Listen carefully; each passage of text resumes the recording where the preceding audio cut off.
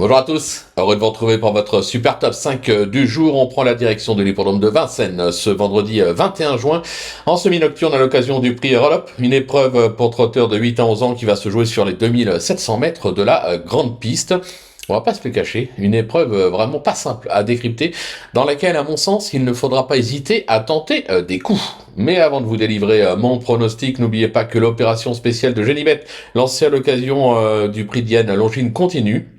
Le dernier défi en jeu se déroule de ce vendredi 21 juin jusqu'au dimanche 23 juin et consiste à gagner 2 rangs de rapport au Super Top 5 sur 2 courses différentes. À la clé, attention, pas moins de 10 000 euros. Ça vaut le coup quand même. N'hésitez pas également à vous abonner à notre chaîne pour y retrouver quotidiennement mes cotes et cotes, sans oublier de retrouver le prono de Flogotro sur nos réseaux sociaux. Allez, sans plus attendre, je vous délivre mon pronostic et restez bien avec nous jusqu'à la fin de l'émission pour que je vous donne mes impasses de la course. En tête, ce sera le numéro 7, Espoir Flimp, le 4, Félicita Découvre, le numéro 11, Filou de l'Arrêt, le numéro 9, Gian Madric, le numéro 10, Foudre d'Herpé et le numéro 12, Gianna Bella. Allez, on passe sur l'analyse maintenant. Donc ma pépite, vous l'aurez compris, la pépite de la course, ce sera le numéro 7, Espoir Flimp, titulaire de 3 victoires et 3 accessites à l'occasion de ses 10 dernières sorties. Ce protégé de Pascal Lelièvre est incontournable. Il vient d'effectuer sa rentrée en restant ferré et devrait donc logiquement accuser de réels progrès ce vendredi.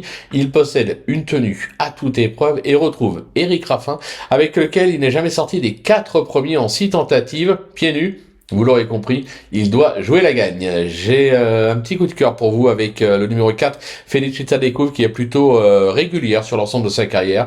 Cet élève de Julien Villot traverse vraiment une belle passe ces dernières semaines, comme l'attestent ses 2 récents accessites enregistrés sur cette piste. Mathieu Mottier, qui la retrouve, s'entend bien avec elle. Elle est aussi à l'aise sur les tracés réduits que sur ceux de tenue. Sur sa lancée, elle peut viser à un podium. Pour mon bruit d'écurie, je vais me laisser convaincre par le numéro 11, Filou de l'Arrêt, qui présentait ferré dernièrement sur l'herbe des Andelys. En a profité pour préparer ce bel engagement. Cet élève de Sylvain Roger affiche 75% de réussite à ce niveau avec 3 accessites en 4 tentatives. David Thomas l'a déjà mené à plusieurs reprises au succès, pieds nus. Je pense qu'il peut soigner ses stats.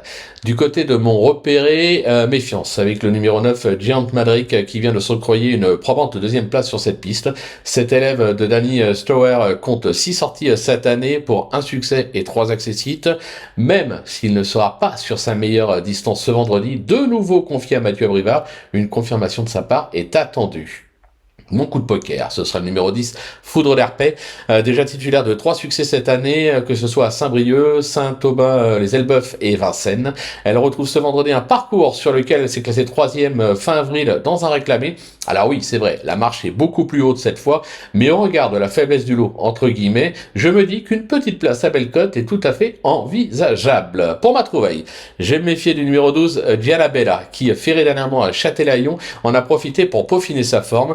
Elle affiche 71% de réussite dans les 5 premiers sur ce parcours en 7 tentatives. Alors oui, cette fille de Tornado Bello est loin du niveau qui était le sien à 3 et 4 ans, mais attention, elle reste compétitive dans cette catégorie, surtout en étant cette fois pieds nus. Un conseil, ne la sous-estimez pas.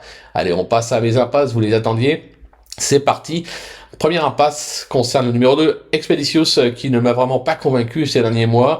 Il reste pour moi un ton en dessous à ce niveau. J'écarte également le numéro 5, Farce Race, qui n'a plus connu les joies des podiums cette année en 6 tentatives et qui aurait préféré évoluer sur une piste plate. Voilà, tout est dit ou presque. Maintenant, c'est à vous de jouer. Sans oublier que sur Genibet, bien sûr, on peut jouer en fractionné. Et on se donne, bien évidemment, rendez-vous dès demain pour un nouveau super top 5. On prendra la direction de l'hippodrome de Compiègne. Bonjour à tous!